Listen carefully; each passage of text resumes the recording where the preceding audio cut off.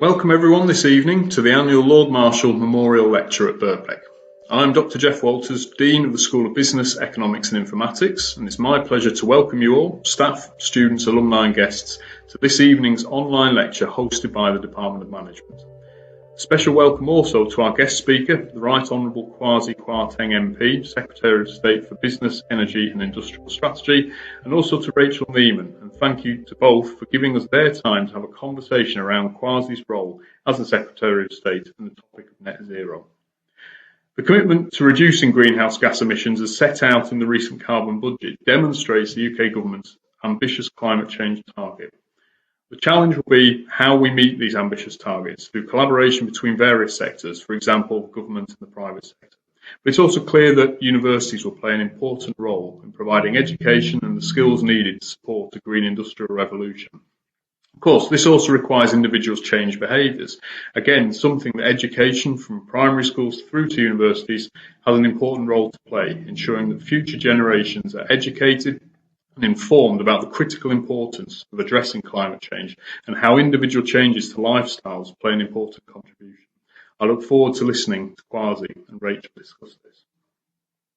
I'll shortly pass you over to Professor David Latchman, Vice-Chancellor of Birkbeck, to formally introduce the lecture this evening. However, before I do, I want to say a few short words about the Lord Marshall Memorial Lecture. We hold the Lord Marshall Lecture annually to commemorate Lord Colin Marshall. Lord Marshall led British Airways from 1983 to 2004, first as Chief Executive and later as Chairman. He was also President of the CBI from 1996 to 1998. His link to Birkbeck, however, is through his role as Chair of Governors between 2003 and 2010, a period in which he oversaw the restructuring of the college into the 5 schools that exist today, the subsequent growth of academic programmes and student numbers, alongside our continued commitment to world-leading research. He did this whilst maintaining the ethos of Birkbeck and our commitment to lifelong learning. His service as Chair of Governors led to his award of a Fellowship of the College. Each year, our Department of Management in the School of Business, Economics and Informatics invites a distinguished speaker to engage in conversation on a topic that's extremely important. With climate change the most significant issue that we as a society are facing, it's my pleasure to welcome again the Right Honourable Kwasi Kwarteng MP to discuss the role of the UK Government in addressing this. I will now pass you over to Professor David Latchman, Vice-Chancellor of Birkbeck, to introduce this evening's lecture. I hope that you all have an enjoyable evening. Thank you. As Vice-Chancellor of Birkbeck, it's my great pleasure to welcome you to this year's Lord Marshall Memorial Lecture, and a particular welcome to Lady Marshall and also to her daughter, Lord Marshall's daughter, the Honourable Anna Birkett. Thank you very much for joining us today. I had the great pleasure of working with Lord Marshall throughout his period as Chair of Governors of Birkbeck from 2003 to 2010. And it was a very great pleasure to do so. Lord Marshall was a man of enormous wisdom, a man who understood very clearly the difference between governance and management, who acted as a critical friend, and who played a critical role working with me during one particular crisis in Birkbeck's history, when the then government withdrew funding for those studying for equivalent or lesser qualifications, ELQ, to those that they held already. And this was a step which failed to recognise that these ELQ students are attempting to reorient their careers, to move through different positions and so on, as is the norm in today's world. We now have a government which does actually recognise that, which does intend to introduce a lifelong learning allowance, allowing people to take advantage of opportunities to reskill and retrain at university in this very flexible post-COVID and post-Brexit world. So it's a great pleasure to welcome a senior member of that government today, Kwasi Kwarteng, the Secretary of State for Business, Energy and Industrial Strategy. And of course, that is a particularly relevant topic for Lord Marshall, for a Lord Marshall lecture, because Lord Marshall was a very successful businessman playing a key role in British Airways and in a number of other business businesses. He was also, like Kwasi, someone who had spent the great majority of their career in London, and he was entirely devoted to London and its interests. Particularly also reason to welcome Kwasi is that he is a Birkbeck graduate, having obtained a postgraduate certificate in economics alongside his degrees from Oxford and Harvard. In conversation with Kwasi today will be Rachel Neiman, who herself is a successful businesswoman, particularly in the field of information technology. I'm an advisor and mentor to a number of businesses, and someone who we were delighted last year became a Birkbeck governor, where she has already played a key role in discussions within the governing body and in helping us, particularly in the area of information technology. So it's a great pleasure to hand over now to Rachel and Kwasi to present the Lord Marshall Memorial Lecture for 2021. Thank you. Thank you very much. Of course, it's a real honour to be giving this year's Lord Marshall Memorial Lecture, particularly at a time when I think his business savvy, his common sense would be so valuable to us all.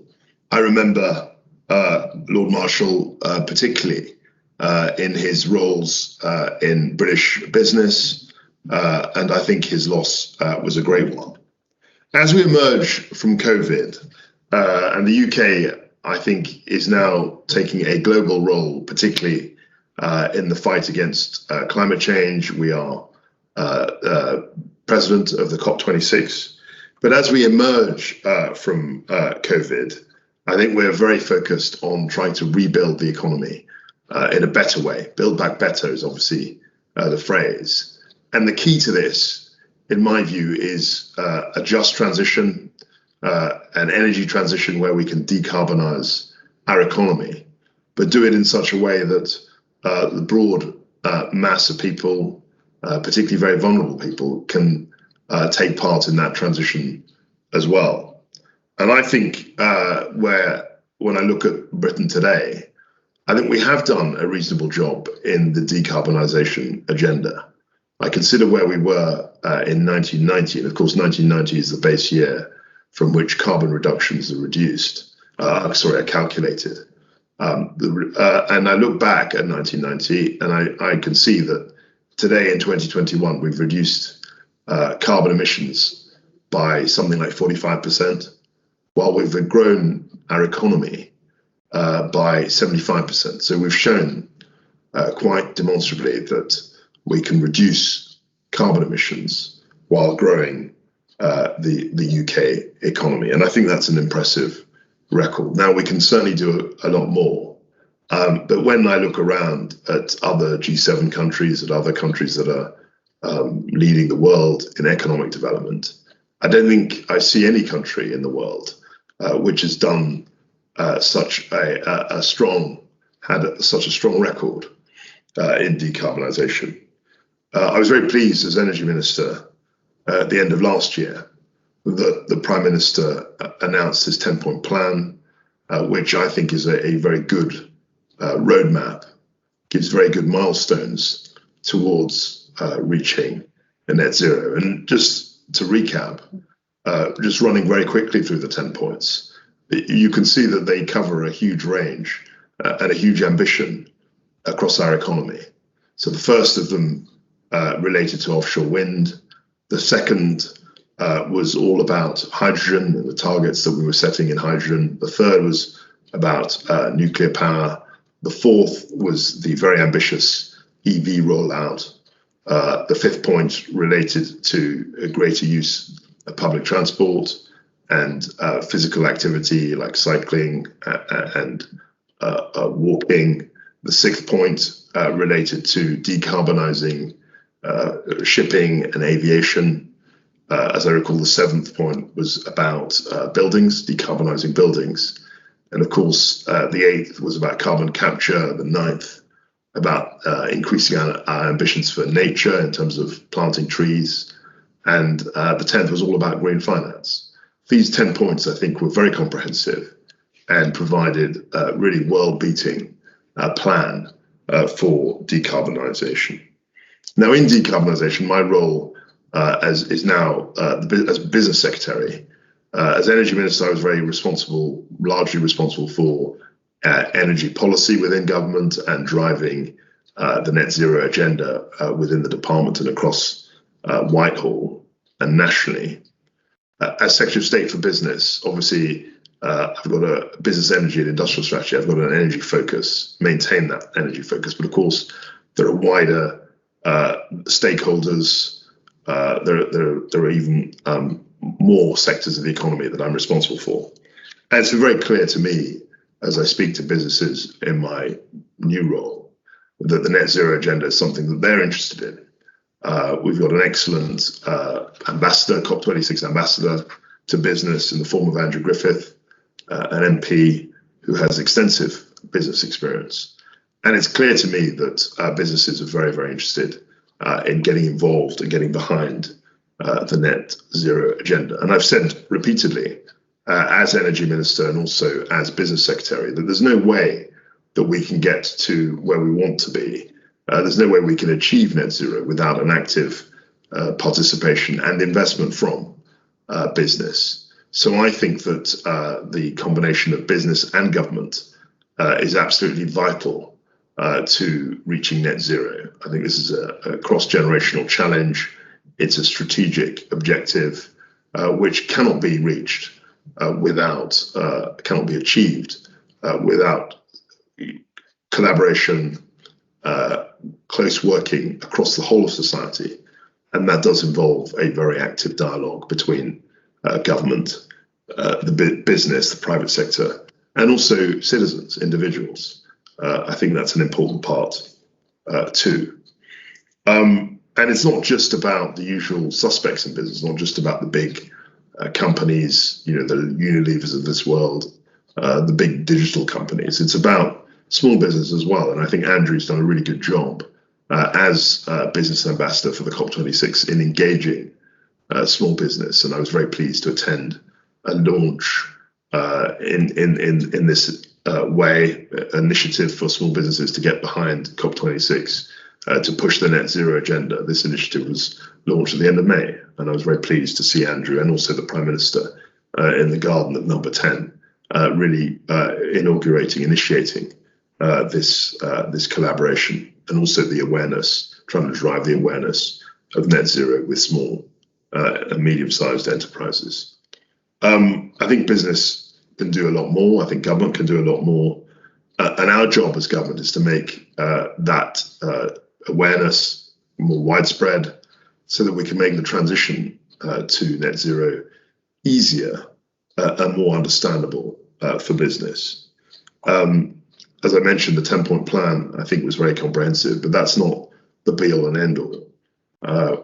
As I've said, we've got the COP26 in November, and ahead of the COP26, we will be publishing a net zero strategy, which I think can set out clearly how industry can decarbonize while remaining competitive. We have a number of initiatives, such as the Industrial and Energy Transformation Fund, which stands at about £315 million already to support the energy transition. There's a huge amount of capital that needs to be mobilized, but also there needs to be greater understanding as well. And I think government can play its part, both in mobilizing capital and also in trying to drive the agenda. And I always say this because people often say, well, you look at Germany, they're spending billions and you're only spending hundreds of millions. I mean, that isn't true, but that's not exactly how we can get success in the net zero agenda. The way that we can get success is what we've done, for example, in the offshore wind industry, where we set up an auction round, contract for difference as it's called, and we've actually galvanized billions of investment. We've attracted billions of investment from the private sector. And the offshore wind installations that we see across the United Kingdom in our waters were built largely through private capital. It's been something like £93 billion of private capital has been attracted to offshore wind since 2010. And as of today, there's no country in the world that has more capacity in terms of offshore wind electricity generation. Something like nearly a third of the global offshore wind electricity generation is generated here off the shores of the United Kingdom. I think that we're making great strides in finance. That was the 10th point of the Prime Minister's 10-point plan. I was very pleased to see the Chancellor announce a green sovereign bond for the first time. That's something that we will be launching.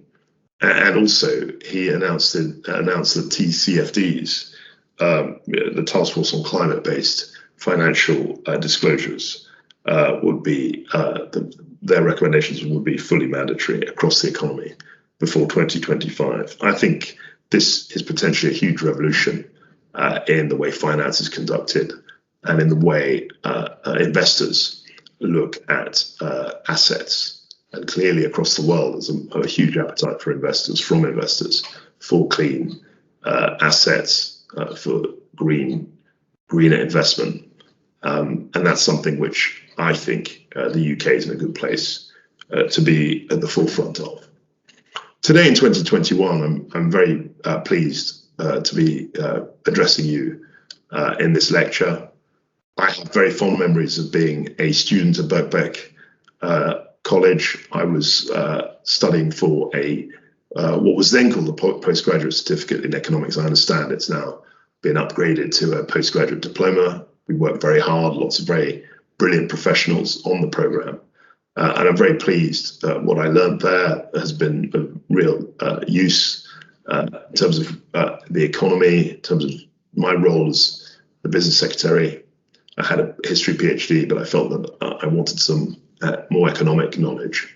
And that was incredibly useful for me. And I managed to get a job in banking largely as a consequence of that. So I'm very pleased to be back at Birkbeck College to speak on this vitally important subject.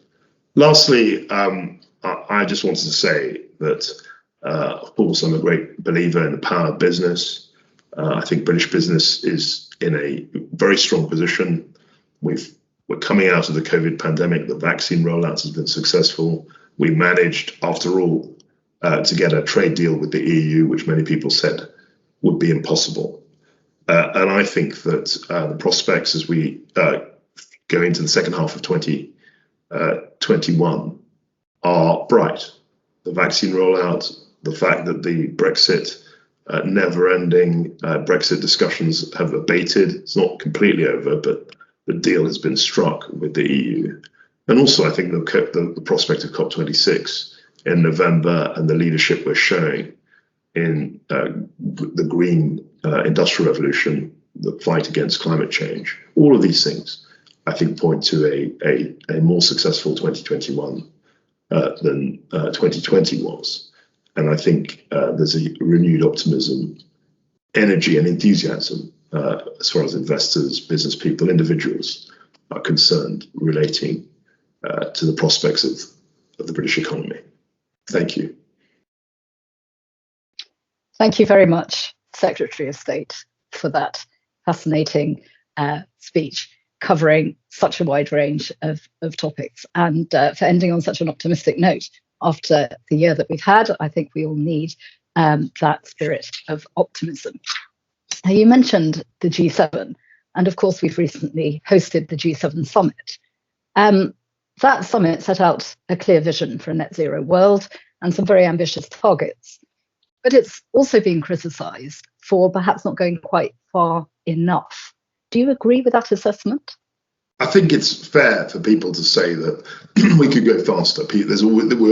No matter what targets we set, and no matter what speed we go at, I think there are a section of people, rightly, who say, well, you could do more. And I think that's important.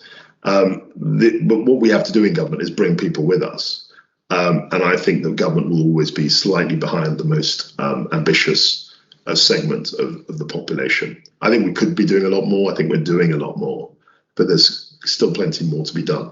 All I would say lastly on that is the fact that I was appointed Energy Minister in 2019, in July 2019, which is almost exactly 2 years ago now. And I think there's been a huge progress actually in the last 2 years. You know, we've had China come out with a commitment to net zero by 2060 only in October last year. The Japanese followed with a commitment to net zero by 2050, as did the South Koreans, again, only last year. And we've had a number of statements from the Prime Minister, the 10-point plan, which I alluded to, and also the Chancellor relating to green finance. So we've come a long way, but there's still plenty to do. Sure, absolutely. And it's up to everyone to play their part in that. And you mentioned COVID-19, obviously. It's been the focus of all of our past year, and it's had a huge economic and social impact. So how do you think it's affected the green agenda specifically? So I think COVID actually, paradoxically, given how difficult it's been, given the devastating impact it's had, I think paradoxically it's got people more focused on the green agenda. I mean, you will remember the phrase that has been adopted around the world, and I think it was coined here in the UK, but that's not important. The phrase is "Build Back Better," and in the "Build Back Better" phrase, I think better clearly it refers to more just transition, but also refers to the green industrial revolution, the greening of our economy, the 10-point plan that I mentioned, the fact that the United States, after their election, now have an administration that's very focused on climate change. I was only speaking to John Kerry a month ago, and I shared a platform. I met him physically. I shared a platform with him again virtually only 2 weeks ago. And it's very clear to me that the American administration is very focused on this climate change, anti-climate change, reversing climate change message. And I think that COVID has simply intensified people's focus in that way. I totally agree, and I think the fact that people aren't commuting into the office to such a degree and so on has also made an enormous difference. So staying with businesses, I mean, you mentioned that businesses are very interested in getting behind the green agenda, which is fantastic and clearly hugely important. I noticed that businesses are now required to commit to net zero by 2050 and to publish their clear carbon reduction plans before they can bid for major government contracts.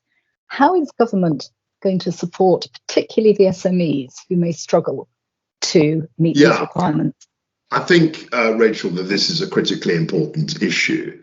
And that's one of the reasons why we've got Andrew Griffith, who's the sort of the business champion to COP26. We've wanted to engage with smaller SME businesses on this issue. And actually, I have to say, I've been really struck by the fact that they all want to play their part. They're very, very much, many of them, most of them, I would say, even, are engaged with this issue. They want to find out more. That's where government can help. And they also want to understand, what the financial impact is. And that's something that we can help smaller businesses with. I think there's a long way to go. But I think all I would say is that all the direction, the movement is going in the right way. Yeah. I think it's vital that businesses are on board and that government does whatever it can to support that. Let's talk a little bit more about you. You mentioned that you were an alumnus of Birkbeck. You were also a financial analyst before you went into Parliament. So what was it that prompted your interest in politics? Well, I've always been interested in politics. I mean, my own background is from West Africa. My parents were born in the Gold Coast, as it was then. I mean, this was going back to the 1940s. And they came over to Britain in the 60s independently. I think they met in London. I know they met in London. And I grew up essentially in North London for most of my early life. And I was always interested in political debate. I was always interested in politics. And my initial interest, I suppose, was sparked by my interest in history. So history was my academic discipline, really. And I wrote a book, Ghosts of Empire, which was published 10 years ago. And that was all about the imperial past. I've always been fascinated by empire, by political debates around imperialism, colonialism, and all of that. And I could see from a very young age that shaped a lot of what Britain is. And I found that interesting. And then really through an interest in history, I got involved in politics. And I was coming to the end of my PhD and I thought, well, I think I could either just stay in academia and apply to that, or I could try and maybe get a job doing something else. And at the time, and we're talking about 2000, there was a huge, this was just before the internet bust, actually. There was a huge interest. What?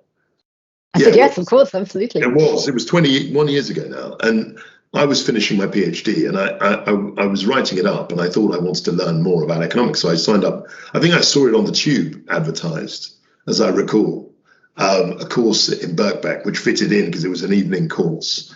And I was writing up my PhD in London, and I just thought that wouldn't that be an interesting thing to do? And I think I took out a loan and paid for it. And it was really interesting, and I met so many interesting, brilliant people at the college. And I got a job at Chase Manhattan, which became JP Morgan, and worked there and learned about finance. And, the economic course, I think, at Birkbeck really helped me. I didn't have time ever to get the master's because once I was in work, I found it much harder actually to find time in the evenings. But I'm very grateful for the opportunity, really, to be able to study at night and meet some really remarkable people. And I'm very grateful for that. That's fantastic. It's lovely to hear such a positive reflection on your time here. So talk me through some of the highlights of your political career to date. Well, it's been quite a long journey. I mean, so we talked about Birkbeck. I think I did the certificate, the diploma in 2000. And then I became an analyst at Chase Manhattan Bank, which was a very interesting time, just actually at the cusp of the dot-com boom and bust of the late 90s. We had the Iraq War, 9/11 rather, which was, I remember I was on the floor at JP Morgan 25 Moorgate when that happened. I can vividly remember where I was. And then during the kind of the 2003, 4, 5 period, I started thinking about politics as something that I wanted to go into. And I got myself, I think, onto the Conservative Party list in 2004. So that's the big step. If you want to become an MP, you've got to get onto the list of approved candidates. I fought Brent East as a Conservative candidate in 2005, which is 16 years ago now. And then I decided that I wanted to continue in politics. I found it really interesting. And I think getting elected as the MP for Spelthorne, which is just outside London, was a key highlight. I think getting into Parliament is clearly the first step and the most important step in any political career. Once you get into Parliament, I think things can be lots of things can happen. There were general elections. I spent time on the back benches. I enjoyed that. I was on select committees, which I think are hugely important. I had a very good time learning about government on those select committees, and I think people are very eager to become ministers very quickly, but actually, spending time on the back benches, getting to know the constituency, getting to know committee work is a really, really good way of learning about the government. And then I suppose a highlight was being made energy minister in 2019, because that really focused me on the net zero agenda. I was responsible for formulating policy that drove not only the 10-point plan, which I spoke at length about, but also the energy white paper, which was published at the end of last year. I engaged a lot with energy diplomacy, other colleagues from Canada and the US. I saw the US transition, so I had very good contacts with the Trump White House, but they had slightly different ideas, I suppose, about climate change than we did. And now I'm working very closely with the Biden administration. So being made an energy minister was a great step for me. And then I suppose the promotion to Secretary of State really kind of flowed in a way. It wasn't inevitable, but it flowed in a way from my experience as energy minister, because I've been energy minister for 18 months, knew the brief pretty well. And the Prime Minister very kindly asked me to step up as Secretary of State for Business, Energy and Industrial Strategy just in January this year. Yeah, what a fantastic promotion. Well, it was. I think the energy, I mean, I like, obviously it's a great honour to be a Secretary of State, but the energy minister role was a key role. Yeah. And I wouldn't have been doing my current job if I hadn't done that. Sure, absolutely. So looking forward, what is the one thing that you really want to achieve in your career to come? I think net zero, and politicians always say this, but I think the job I have now, if I do that well, I mean, clearly that would be, I'd be very, very honoured, and it would be to get a great sense of achievement. I mean, what BEIS does, I think, can be characterised in a very simple acronym that I've adopted, and it's ENZI, E-N-Z-I, ENZI, and it stands for Enterprise, Net Zero, and Innovation. Those are the three pillars around which, on which a lot of 95% of what BEIS does rests. And of course, they are pillars, but they're also the old Venn diagrams. You don't have to be a Birkbeck alumnus to know, the three-circle Venn diagram. They overlap clearly. I want to drive progress on those three metrics, and we're doing a lot. We've got, as we've got a fourth auction round. We've got ambitious net zero targets. We've created ARIA. That bill is going through the House of Parliament, and that's a very interesting development. And we're also looking at enterprise. We're looking at how we can create a culture in this country which promotes enterprise and that kind of wealth creation. So should we watch out for a machinery of government change from BEIS to ENZI? No. Well, I'm not fixated with names. I always point out, because the history is my original academic discipline, and we had the DTI for 25 years. My predecessors in my job were called the president of the Board of Trade, even though the president of the Board of Trade as such hadn't met since 1850. But even we still have the title. So I think people can get fixated with names. I'm very happy with BEIS. I think people know what that is. But it's also nice to have simple acronyms that can describe what our focus is at the moment. And BEIS' work, as the DTI's work, evolved over years. But for now, I think enterprise, net zero, and innovation is a good way of capturing what we do. Yeah, I think that's an excellent way of summing it up and makes complete sense to everyone.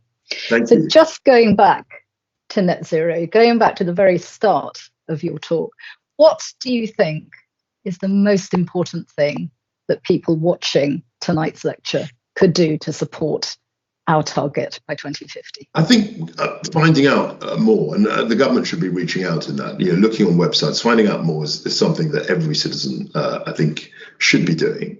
And then once you've got a bit more information, I know many people know a lot about the net zero subject. We've got to think about our lifestyle. Recycling, is an obvious place to start. I think, using cars less, especially internal combustion engine cars, and thinking about our lifestyles. People I got into trouble by saying I was considering veganism. I'm not a vegan. Okay, I'm not a vegan. I have to stress that. But people are looking at their lifestyle. They are looking at, whether they should be, reducing their meat consumption, becoming more energy efficient in the way that they cook, in their heating, and also in their homes. And I think that's a really responsible thing to be doing. And if you hear people say, well, I'm only one person and what I do is not going to make any difference, what do you say to that? I say, look at history. People, individuals change things, and individuals are part of wider movements. And I think there's a huge power in individual decisions when taken as a whole. And I think that what we're seeing is a real revolution. I remember, you mentioned my political career. I fought 5 general elections, so 2005, 2010, 2015, 2017, 2019. Those are all the elections I've been a candidate in.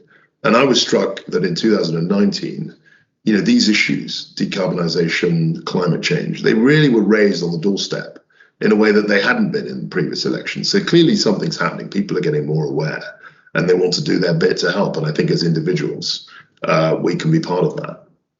Absolutely. Thank you very much. Thank you. Secretary of State. Take care. Bye-bye. Bye. Thank you to both Kwasi and Rachel for what's been a very thought-provoking discussion, not least because it's looked at some of the big issues we currently face as a nation and what we might be able to do about them. But before drawing our discussion to an end, I've been asked to give a few closing remarks, in which I'd like to focus on the role and relationship between the government and the rest of us in our shared commitment to addressing the climate crisis and achieving net zero. A government can generally expect its fair share of the more usual complications, such as a recession, problems in the housing market, and perhaps even a financial crisis. A major incident like the current pandemic is thankfully something much rarer. But that also means we have less understanding of how to respond and little time to prepare. To add to the difficulty, decisions about how to address a rapidly evolving situation need to be made quickly, and often on the basis of incomplete information and varying opinions. It's therefore potentially valuable to look at our response to the COVID-19 pandemic and assess how it might also inform our strategy for achieving net zero on, or preferably ahead of schedule. It's probably true to say that the threat the pandemic represents is rather more immediate to many than the consequences of what we're still doing to our natural environment, and by extension, of course, ourselves. There was therefore an urgency in our response to COVID that we've yet to see in policy aimed at achieving net zero. That clearly needs to change. As a result, I think there's a lot we can learn from the way that so many institutions and individuals accepted the challenge brought by COVID-19.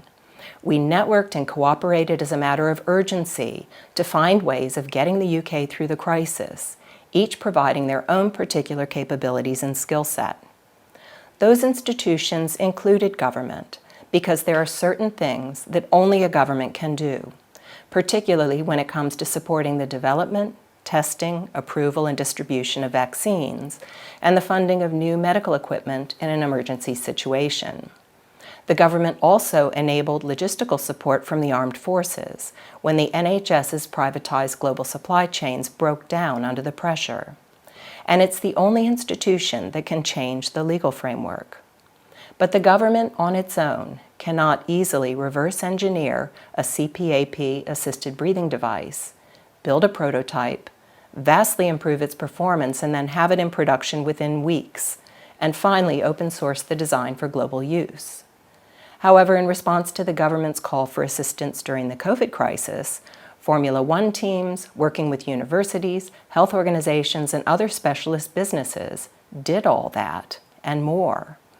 The rapid evolution of these task-focused networks with a can-do approach, and often with a university at their core, helped the UK to develop its response to the pandemic. The international scramble to import vital supplies that were suddenly in hot demand but short supply helped to kickstart the search for locally sourced alternatives. In other words, things had to be done differently and at pace.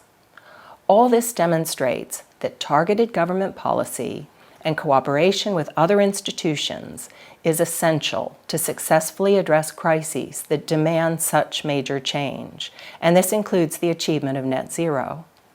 A good example is the fundamental role played by the Danish government in the transformation of Danish oil and natural gas, DONG for short.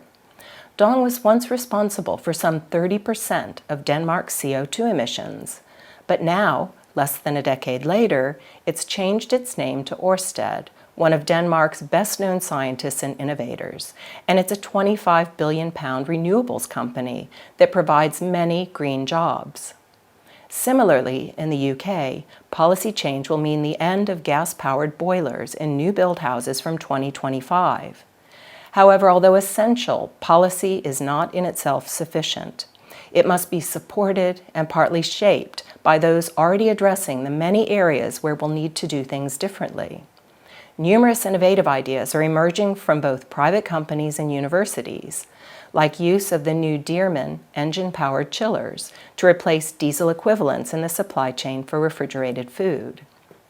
The vastly more efficient solar panels being developed by Oxford PV, and Zero Petroleum's harvesting of gases from the atmosphere to produce a circular petrol economy, to name but a few. Some or all of these, and many others, will provide mechanisms to help get to net zero. But driving that change will need all of us to help make it happen. This was evident in the way the NHS and local volunteers have managed to make the vaccination process as slick as a Formula One pit stop. Without their skills and adaptability, the UK's vaccination policy could easily have fallen flat at the last hurdle. Achieving net zero will therefore also require many different people to initiate change as well as drive it, and some are already doing just that. Much of my research centers around policy, So I'm very aware that some communities are happy to develop and implement their own solutions locally. For example, in England alone, there are some 2.8 million homes, usually in rural villages, that will be unaffected by the banning of gas-fired central heating, having never been connected to mains gas. Of these, around 14% are classified as energy poor. Some of these villages, including several in my home county of Cambridgeshire, are tackling these problems themselves in ways that will also contribute to net zero. The village of Reach, for example, has its own community solar farm, which generates sufficient power to serve 50 homes, or roughly half the village. Since it's a community project run through a community benefit society, they can fund and manage it according to their own needs. In this case, 112 local people bought shares to raise the £345,000 of funding required, and the project went ahead. The residents of Gamlingay, another Cambridgeshire village, took a somewhat different route away from expensive and polluting heating oil. Their solution is renewable energy generated by a modern wind turbine, this time funded through investment in Bitcoin. But perhaps the most ambitious scheme so far is that at Swaffham Prior, a village of around 300 homes on the edge of the Fens. Heating Swaffham Prior is a partnership between Cambridgeshire County Council and the Swaffham Prior Community Land Trust. It will use ground source heat backed up by electrode boilers which run on renewable energy during very cold weather and other times of high demand. To prevent fuel poverty, a key consideration is that household income will not be a barrier to joining the system. Given that the scheme will help to address energy poverty and inequality, save around 47,000 tons of carbon over its projected lifetime, and that there are around 10,000 homes reliant on heating oil in the Cambridgeshire area alone, it really does make you wonder whether we should be thinking about net zero at all. With informed and ambitious policy, new technology, and community action like this, should we not be aiming for net gain instead? In short, a response to the climate crisis is not just a question of government policy and targets like net zero. It needs to involve us all, an idea that builds upon what we do here at Birkbeck. It also resonates with the work of both Lord Marshall and his contributions to Birkbeck and George Birkbeck's 1823 mission to provide universal access to the benefits of higher education. So on behalf of Birkbeck, the School of Business, Economics and Informatics, and the Department of Management, I'd like to formally thank Kwasi and Rachel, as well as all of you who've joined us this evening for a very thought-provoking and interesting discussion.